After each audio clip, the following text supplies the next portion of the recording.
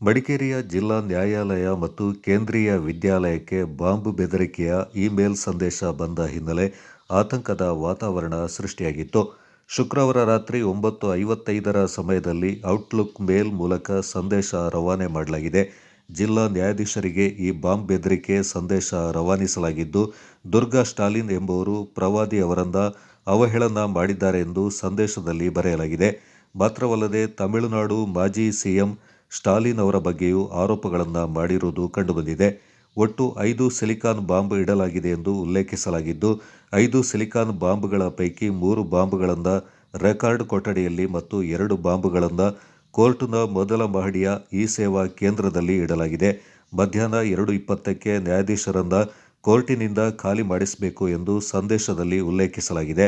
Court ಅಧಿಕಾರಿಗಳು ಈ ಸಂದೇಶ ನೋಡಿದ ತಕ್ಷಣ ನ್ಯಾಯಾಧೀಶರ ಗಮನಕ್ಕೆ ತಂದಿದ್ದು, ಬಳಿಕ ಪೊಲೀಸರಿಗೆ ಮಾಹಿತಿ ನೀಡಲಾಯಿತು. ಈ ಹಿನ್ನೆಲೆಯಲ್ಲಿ ಕೋರ್ಟ್ ಮತ್ತು ಕೇಂದ್ರೀಯ ವಿದ್ಯಾಲಯದಲ್ಲಿ ತೀವ್ರ ತಪಾಸಣೆಯನ್ನ ನಡೆಸಲಾಯಿತು.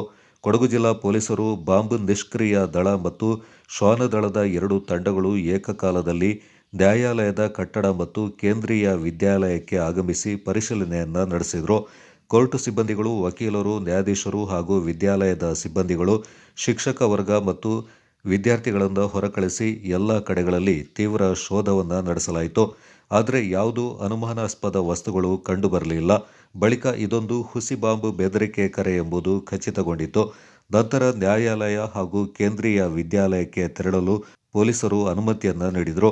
ಇದು 3ನೇ ಬಾಂಬ್ ಬೆದರಿಕೆಯ ಸಂದೇಶವಾಗಿದ್ದು, ಈ ಹಿಂದೆ ಫೆಬ್ರವರಿ 16, ಜೂನ್ 23ರಂದು ಕೂಡ ಬಾಂಬ್ ಬೆದರಿಕೆಯ ಇಮೇಲ್ ಸಂದೇಶ ಮಡಿಕೇರಿ ನ್ಯಾಯಾಲಯಕ್ಕೆ ಬಂದಿತ್ತು. ಈ ಕುರಿತು ಪ್ರತಿಕ್ರಿಯೆ ನೀಡಿದ ಮಡಿಕೇರಿ ವಕೀಲರ ಸಂಘದ ಅಧ್ಯಕ್ಷ ಸಿ.ಟಿ. ಜೋಸೆಫ್ ಅವರು, 3ನೇ ಬಾರಿಗೆ ಬಾಂಬ್ ಬೆದರಿಕೆ ಸಂದೇಶ ಬಂದಿದೆ. ಇದೊಂದು ಹುಸಿ ಬಾಂಬ್ ಬೆದರಿಕೆ ಎನ್ನುವುದು ಮೇಲ್ನೋಟಕ್ಕೆ ಖಾತ್ರಿಯಾಗಿದ್ರೂ ಪ್ರಕರಣವನ್ನು ಗಂಭೀರವಾಗಿ ಪರಿಗಣಿಸಿ ಆರೋಪಿಗಳ ಬಂಧನಕ್ಕೆ ಕ್ರಮ ಕೈಗೊಳ್ಳಬೇಕೆಂದು ಹೇಳಿದರು.